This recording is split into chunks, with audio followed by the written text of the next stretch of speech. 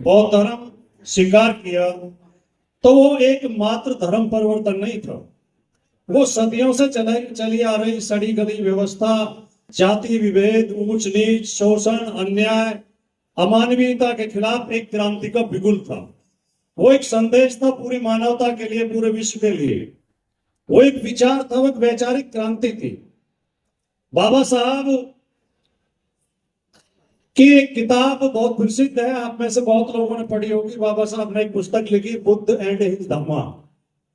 वो मैंने पढ़ी, उसकी जो भूमिका बाबा साहब ने लिखी है, बाबा साहब उसमें लिखते हैं कि जब मैं एक किताब लिखने की योजना बना रहा था तो मैं सोच रहा था कि बौद्ध साहित्य बहुत विशाल साहित्य है, त्रिपिटक इतना बड़ा है, उसमें इतने बाद में इतनी बातें जोड़ दी गई है जो बात बुद्ध ने नहीं कही थी, जो बुद्ध से संबंधित नहीं है, तो उसमें बहुत सारे छेपक भी आ गए हैं। तो इनमें से बुद्ध की कही हुई बातों को छांटना और केवल उन्हें सम्मिलित करना ये मेरे लिए बड़ी चुनौती थी। तो उन्होंने कहा कि फिर मैंने 3 कसौटी उसमें रखी कि एक तो बुद्ध कोई भी ऐसी बात नहीं कहते थे जो तर्क की कसौटी पर खरी न उतरती हो, जो तार्किक ना हो। दूसरे, बुद्ध का पूरा विश्वास मानव सेवा में था, वो कोई भी ऐसी बात नहीं कह सकते थे जो मानव उपयोगी न हो, मानव कल्याण जिसमें निहित न हो। और तीसरे, वो कोई ऐसी बात नहीं कहते थे जिससे अंधविश्वास, पाखंड बढ़ता हो या भेदभाव बढ़ता हो। तो बाबा साहब ने लिखा है कि मैंने इन 3 कसौटियों को ही रखा और मैंने उन बातों को छोड़ दिया जो इन कसौटियों पर खरी नहीं उतरती थी। मैंने सिर्फ उन बातों को रखा जो तर्क की कसौटी पर खरी उतरती थी, जो मानव कल्याण के लिए थी और जो भेदभाव और पाखंड का विरोध करती थी। तो बाबा साहब का अगर पूरा जीवन देखें हम, बाबा साहब का पूरा जीवन इसी में निहित है। बाबा साहब ने जो भी काम किया अपने जीवन में वो मानव कल्याण के लिए किया, वो शोषण को दूर करने के लिए किया, भेदभाव को दूर करने के लिए किया, पाखंड को दूर करने के लिए किया, अंधविश्वास को दूर करने के लिए किया, वो जातीय भेद को मिटाने के लिए किया, जो खाई थी उसे खत्म करने के लिए किया। तो बाबा साहब का पूरा जीवन हमें संदेश देता है और यही संदेश उनके 14 अक्टूबर 1956 को बौद्ध धर्म स्वीकार करने के पीछे छिपा हुआ है। आज अब जब बात आती है दूसरी के बुद्धिजीवी वर्ग की भूमिका, तो हम बाबा साहब को याद तो करते हैं, बुद्ध को याद तो करते हैं, बौद्ध धर्म की बातें तो करते हैं, लेकिन हम अपनी भूमिका नहीं निभाते। आज देश में कई हजार चलती फिरती यूनिवर्सिटियां घूम रही हैं और वो यूनिवर्सिटियां कहीं यूजीसी से मान्यता प्राप्त नहीं है, वो सरकार से मान्यता प्राप्त नहीं है। उन यूनिवर्सिटियों का नाम है जगत गुरु। जगत गुरु का मतलब क्या हुआ? जगत किसे कहते हैं? यूनिवर्स, पूरी दुनिया। और जब पूरी दुनिया का विद्यालय है तो वो होगी यूनिवर्सिटी। ये जगत गुरु स्वयंभू जगत गुरु हैं और ये जाति के आधार पर जगत गुरु बने हैं। एक ही जाति का व्यक्ति अपने आप को जगत गुरु कह सकता है, दूसरी जाति का व्यक्ति नहीं कह सकता। और ये जगत गुरु हमें ज्ञान देने के बजाय अज्ञान परोस रहे हैं, अंधविश्वास परोस रहे हैं, हमें मूर्ख बना रहे हैं, हमें पथभ्रष्ट कर रहे हैं, हमें रास्ता भटका रहे हैं। इन जगत गुरुओं से मैं पूछना चाहता हूं कि आप ज्ञान के ठेकेदार बने हुए हो, आप कहते हो कि हमारा ही ज्ञान पे अधिकार है, हमारा ही शिक्षा पे अधिकार है, हम ही पढ़ेंगे और हम ही पढ़ाएंगे, हम ही ज्ञान लेंगे और हम ही ज्ञान देंगे। तो आप मुझे एक ऐसा अपना काम बता दो पूरे इतिहास का, जब से ज्ञात इतिहास है भारतवर्ष का, कोई ऐसा काम बता दो जो आपने कोई नया आविष्कार किया हो, किसी समस्या का आपने समाधान किया हो, या कोई ऐसा आपकी बनाई हुई कोई ऐसी वस्तु हो जिससे हम आज लाभ उठा रहे हो, जो हमारे दुख को कम कर रही हो, हमारे दर्द को कम कर रही हो, हमारी पीड़ा को कम कर रही हो। कौन सा आविष्कार आपने किया? क्या इंजन इन्होंने बनाया? इंजन तो जेम्स वाट ने बनाया। क्या बिजली इन्होंने बनाई? क्या ये माइक चल रहा है इन्होंने बनाया? क्या हम मोबाइल यूज करते हैं इन्होंने बनाया? हम गाड़ियों में चलते हैं, हवाई जहाज में उड़ते हैं, ये लाइट जल रही है क्या इन्होंने बनाई? किसी बीमारी की दवाई बनाई? आजकल हम ये फेसबुक, यूट्यूब ये सब यूज करते हैं, इनमें से कुछ बनाया? हमें कहीं जाना होता है, अभी हमें नुमाइश मैदान पे आना था, तो हमने लोकेशन लगाई उसमें मोबाइल में, और लोकेशन हमें बताते हुए ले आई, और वो ये भी बता देते हैं कि इस रास्ते से जाओगे तो आगे जाम मिलेगा, इधर से जाओगे तो नहीं मिलेगा। ऐसा कोई आविष्कार इन्होंने किया? तो फिर काहे के जगत गुरु हो भैया, फिर काहे के विद्वान हो? कौन सा ज्ञान आपके पास है? हाँ, आपने हमें बताया कि हमने पूछा जी ये चंद्र ग्रहण सूर्य ग्रहण कैसे पड़ते हैं? बोले वो राहु केतु हैं, वो सूर्य को चंद्रमा को घस लेते हैं। और नई बातें बता दी कि चंद्र ग्रहण सूर्य ग्रहण के समय गर्भवती स्त्री को खड़े रहना चाहिए, उससे अगर वो लेट गई तो वो बच्चे पैदा होंगे, वो जो पोलियोग्रस्त बच्चे होते थे उन्हें आप ग्रहण से संबंध जोड़ देते थे कि इसकी माँ ग्रहण में लेट गई होगी। और मैंने खुद देखा है कि इनके इस बहकावे में आके, इस मूर्खता में आके कई लोग गर्भवती स्त्रियों को कई कई घंटे खड़ा करा रखते हैं, उन्हें बैठने नहीं देते, चारपाई पर लेटने नहीं देते। आपसे हमने पूछा भैया बारिश कैसे होती है? कि बारिश तो ऐसा है, एक इंद्र देवता है, वो बादलों को आदेश देता है कि जाओ बारिश करके आओ, और वो जाके बारिश कराते हैं। उनके नाम तक रख रखे हैं कि ये जो है रात और दिन कैसे होते हैं, कि सूर्य देवता घोड़े पे रथ में सवार होकर चलते हैं, जब सूर्य चले जाते हैं तो वो जो उधर अस्ताचल में चले जाते हैं, उसकी ओट में आ जाते हैं, वो पर्वत की ओट में। ये इनका ज्ञान है। इन्हें ना तो ये पता, इन्हें यहां तक पता नहीं है कि गंगा नदी कहां से निकलती है। और तो छोड़ दो चंद्र ग्रहण सूर्य ग्रहण मंगल, वो बात दूर की होगी। नदी तो नदी है, नदी तो अरे भैया हिमालय पे चढ़ जाते, जाके थोड़ा गंगोत्री तक चले जाते, थोड़ी मेहनत करके, तो बता देते कि वो हिमालय से निकल रही है, गंगोत्री से गंगा नदी निकल रही है। नदी बस नीचे देखी थी, पूरी नदी कहां से निकल रही है? कि नदी ये तो ब्रह्मा के कमंडल से निकलती है, शिव जी की जटाओं में आती है, और शिव जी जटा खोल देते हैं, भगीरथ आगे आगे चले और गंगा बीच बीच चल रही है। तो हमारे बुद्धिजीवी वर्ग की केवल ये भूमिका है कि ये जो सदियों से अज्ञान चला आ रहा है, इस अज्ञान ने हमें आगे नहीं बढ़ने दिया, इस अज्ञान ने हमें कोई आविष्कार नहीं करना दिया। चेचक निकलती थी हर साल, चेचक को वो माता का प्रकोप बताते थे, ये कहते ये सोचा ही नहीं, दिमाग ही नहीं लगाया, पता नहीं दिमाग था ही नहीं कि ये कोई बीमारी भी है। और उसके हमें बताते थे कि माता की पूजा करो, हम चावल बनाते थे, चावल दही खाते थे और माता को पूजते थे, और कहते थे डॉक्टर के पास मत ले जाना वरना माता भड़क जाएगी। और वो वहां अमेरिका में डॉक्टर जैनन ने घोड़े के उससे मज्जा से जो है चेचक का टीका बना दिया, और उस टीके ने पूरी दुनिया से चेचक खत्म कर दी। अब तुम्हारी माता कहाँ गई? टीके ने तो खत्म कर दी माता। अब कोई चेचक बता दे तो उस पर इनाम है। तो ये जो अज्ञानता है, ये जो अमानवीयता है, और ये जो काल्पनिक कहानियां हैं, काल्पनिक पुस्तकें लिख रखी है कि जी हम तो मुख से पैदा हुए थे, तो इसका मतलब आप उल्टी की होगी, उन्होंने उल्टी में निकला है आप, तो वो में नहीं निकला है। क्या आप जो भुजाओं से पैदा हुए थे, ये उधर से पैदा हुए थे, और आप हमें बताते हैं कि पैरों से पैदा हुए थे, और क्योंकि पैरों से पैदा हुए थे इसलिए हमारे पैरों में रहो। तो बाबा साहब ने जो एनिहिलेशन ऑफ कास्ट, उनकी पुस्तक छोटी सी है, वो वैसे उनका भाषण था, उन्हें एक सभा में भाषण देना था, और उन आयोजकों ने कहा कि ये अपना भाषण टाइप करके आप हमें भेज दो।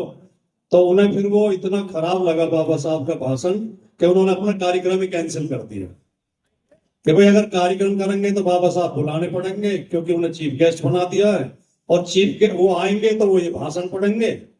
तो बाबा साहब ने उस एनिहिलेशन ऑफ कास्ट में साफ साफ लिखा है कि जो हिंदू धर्म शास्त्र हैं वो इस भेदभाव को समर्थन करते हैं, इस भेदभाव का, इस जातीय ऊंच नीच का, जातीय शोषण का, जातीय अन्याय का, इस अमानवीय व्यवस्था का समर्थन करते हैं। इसलिए अगर हमें जाति खत्म करनी है, जातिवाद खत्म करना है और जातीय भेदभाव करना है, तो हमें इन फर्जी धर्म शास्त्रों का बहिष्कार करना पड़ेगा, तब हम इसे खत्म कर सकते हैं। अगर हम इन फर्जी धर्म शास्त्रों के प्रति श्रद्धा का भाव रखेंगे, समर्थन का भाव रखेंगे, तो हम जातिवाद खत्म नहीं कर सकते। हम जाति व्यवस्था को खत्म नहीं कर सकते। यही संदेश बाबा साहब का है और इसी उद्देश्य से उन्होंने इन धर्म ग्रंथों के खिलाफ विद्रोह के रूप में, धर्म शास्त्रों के खिलाफ विद्रोह के रूप में उन्होंने 14 अक्टूबर 1956 को बौद्ध धर्म की दीक्षा ली थी। तो मैं ये समझता हूं कि जो आज के हमारे जो बुद्धिजीवी हैं, उन्हें लोगों को ये समझाना चाहिए। हम कहने की हिम्मत नहीं कर पाते। अब मैं देखता हूं, मैं जहां भी जाता हूं, मैं बहुत कार्यक्रमों में आजकल लोगों का प्यार मिल रहा है, लोग बुलाते हैं, और खास तौर से मैं बहुजन समाज के कार्यक्रमों में ही बुलाया जाता हूं ज्यादातर, और उसमें लोग मुझसे कहते हैं कि आप बहुत अच्छा बोलते हो, बहुत बढ़िया बात कहते हो, आपकी बातें बहुत अच्छी लगती हैं। मैं केवल अपने अंदर एक विशेषता पाता हूं कि मैं सच कहने की हिम्मत रखता हूं। केवल हमने बहुत दिन फर्जी बातें स्वीकार कर ली, बहुत दिन पर ये इस शर्म में, इस डर में कि यार लोग क्या कहेंगे, अगर हम इनका विरोध करेंगे तो लोग क्या कहेंगे। ये धर्म का विरोध नहीं है, ये धार्मिक पाखंड का विरोध है, ये धार्मिक कुचक्र का विरोध है, धार्मिक षड्यंत्र का विरोध है। इसलिए हमें हिम्मत और हौसले के साथ इन फर्जी बातों का विरोध करना चाहिए। और बुद्धिजीवी वर्ग की भूमिका मैं यही समझता हूं कि आप लोगों को जाकर समझाएं कि इन फर्जी बातों की वजह से आप हजारों साल से नारकीय जीवन जी रहे हैं, और जब तक इन फर्जी बातों को नहीं छोड़ेंगे, आगे आपकी आने वाली संतानें भी नारकीय जीवन जीती रहेंगी।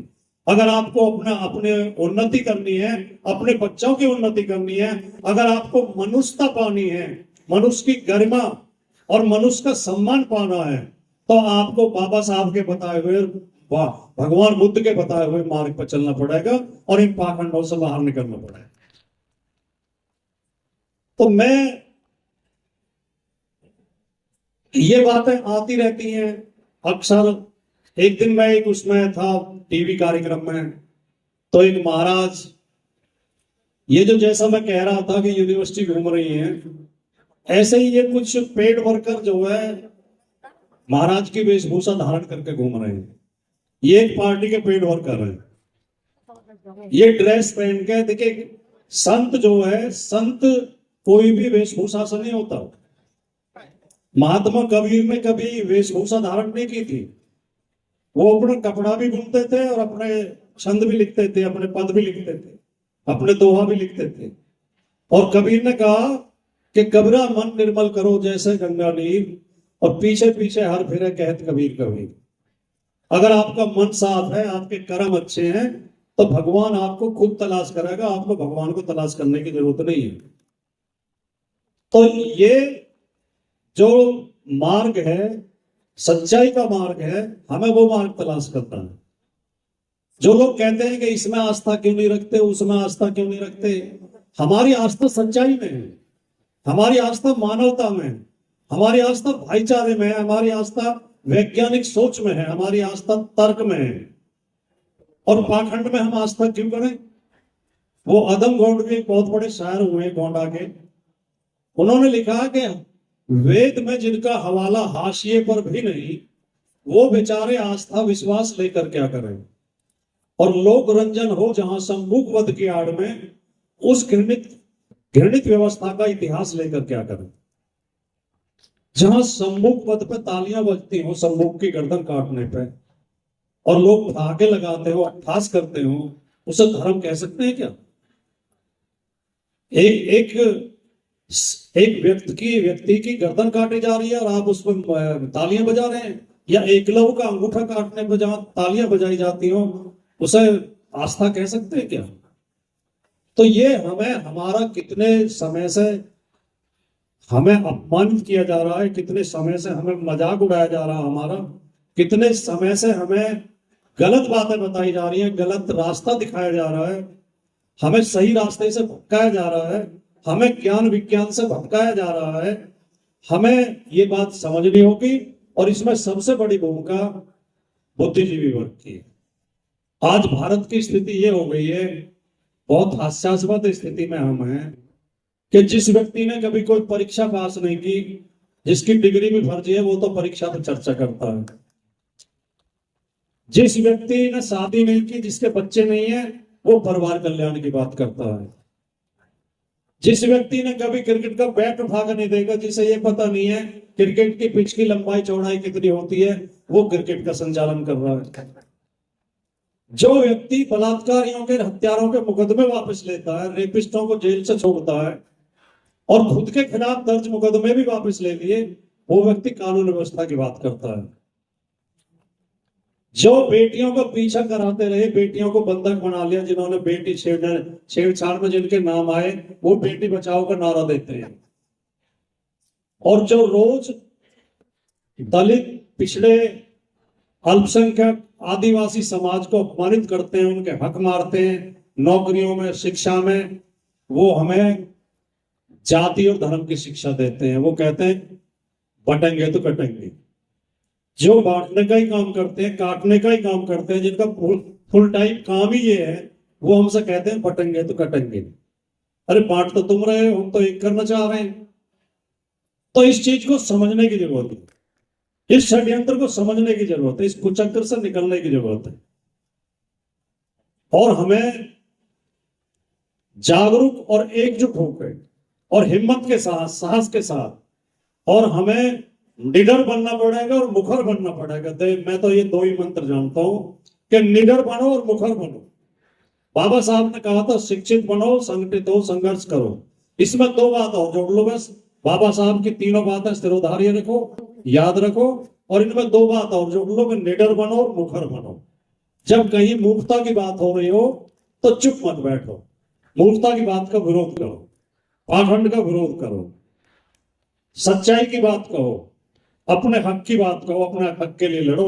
अब ये बेटियां आई थी, छोटी छोटी बच्चियां, तो किसी ने कहा कि अभी रुक जाओ, तो एक लड़की बड़े गुस्से में बोली कि नहीं अब नहीं रुकेंगे हम। तो मुझे उसमें झलकारी माई दिखाई दी, मुझे उसमें माता सावित्री माई फुले दिखाई दी।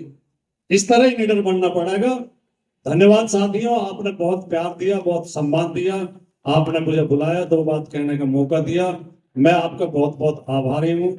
अलीगढ़ के किसी कार्यक्रम में मैं पहले एक बार इसी नुमाइश मैदान में ही कवि सम्मेलन में आया था सुनने के लिए, आदरणीय उदय प्रताप जी के साथ। वो मेरे बहुत उनका मैं उनके प्रेम का पात्र हूँ।